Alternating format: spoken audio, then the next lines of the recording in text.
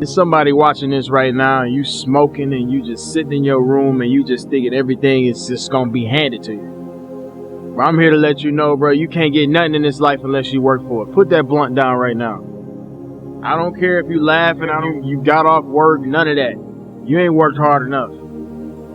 Put that joint down, put that drink down until you get your work done, until you elevate your life.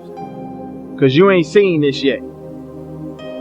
You ain't touched the amount of dollars you want to touch. So why the hell you think you able to reward yourself with smoking drinks and partying and doing all this other stuff? No, we ain't got time to party. We got time to work. Party comes later.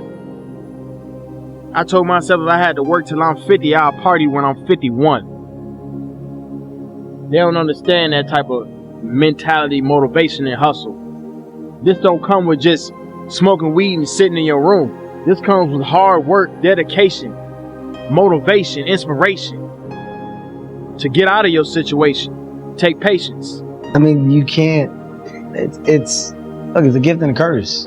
You can't want the bells and whistles and not understand the sacrifices that come with it. The work that goes into building things, sometimes you got to be hands-on until you don't have to be. And the grind that goes with that is one that's necessary. Don't give up, because a year ago, I was going to quit this shit. Like, it was going to be like a hobby instead of a passion, you know? Because, I mean, I feel like after a certain point in an artist, whether they want to admit it or not, if they're not seeing results, they're going to start doubting themselves. But I'm glad I kept going, because look, now, like, it's just paying off. So I think the main advice I give myself is just to not give up and keep striving. It's a mind thing, you know. You have to be smart enough to be able to know what you want to go after. You know, so you have to you have to have goals in life. You know, you can't just expect everything to knock on your door. Nobody, absolutely nobody, gives a fuck about you as much as you're going to have to give a fuck about yourself. Nobody cares about you as much as they need to care to fix your life. Even your parents, even your friends, even all the people who think they care about you. They care about you, yeah, sure. There may be 2 or 3 people on the planet who genuinely care about you. But nobody is going to come to your bed, drag you out of bed, drag you to a job, force you to work hard, go and get you a hot bitch, and go and buy you a Ferrari. Nobody is going to do that for you. You are never going to have any of the things you want if you do not get them yourself. Nobody cares about you enough to do it for you. This is absolutely true. Everybody gets their chance, look. Everybody's going to get their chance. Whether you play ball, whether you play football, whether you box, whether you wrestle, whether you fucking swim, whether you want to be the next fucking Michael Phelps, you want to be the next track star, you want to be the next fucking guy that races cars and shit. If you want to design the best car, design the next phone, design the next big laptop, the next shoe, the next sock, the next pant, the next fucking hat, everybody's going to get their turn, literally. And I want everybody to acquire this knowledge and acquire this hope. Everybody will get their turn. What you speak to the world and craving and ambition and wanting anything is the way to speak to the world. If you want something so bad and you speak it into power, you wish it into power, it's gonna happen. I'm firsthand, and I firsthand will tell you that. Just do it, or shut the fuck up. You got your little plan for 2024, and so do everybody else.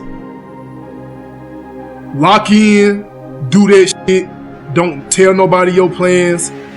Pop out silently. God could bless you with everything you could have dreamed of. A house, internet, food, like all the most delicious foods, the fastest internet speeds, all the clothes you could have ever wanted, and you don't actually value it until you lose it. And then when it's gone, you start acting right. Yo, you shouldn't have to wait till the thing that you wanted your whole life. You shouldn't have to wait till it's all about to disappear for you to act right.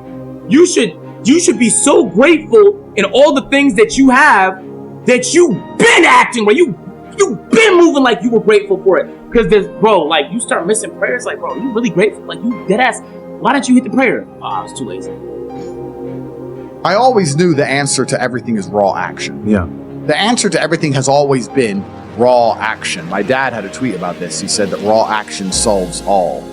And he used to say this. I'll give you an example. If you're a farmer and you need rain for your crop and there's no rain, you can sit there and say there's no rain, we're all going to starve. Or you can stand up and do a rain dance. Now, will your rain dance work? Perhaps not. Perhaps the rain won't come. But I would argue that you're better off standing up doing that rain dance than just sitting there waiting to die. You have to do something. Raw action solves. So when I was broke, I was never like, I'm poor, what do I do? It was, I'm poor, I have to do something. If I was broke, I'd go for a run. That's why I was such a great fighter. If I was broke, I'd sit there and go, I'm actually poor. How do I make money? Dunno. Where can I get some cash? Dunno. What work can I do? Dunno. I'll just go for a run then. And I just go for 3-mile run. You're going to knock somebody in the world for actually trying to do something, trying. Since when has it become not cool to try? Fucking loser. There'll be trials and tribulations where it's going to test you to stop right here. And what's going to separate you from everybody else is will you keep going or will you just stop? Once I quit, I literally worked every single fucking day for a year and a half straight. And even when I missed a day, after that a year and a half straight, I felt like I let myself down. And this, man, God is my witness.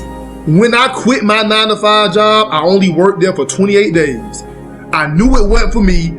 I quit my 9-to-5, and from the moment I stepped foot when I walked out, I went a year and a half straight of working towards where I am now. And then when I missed a day, I felt sick.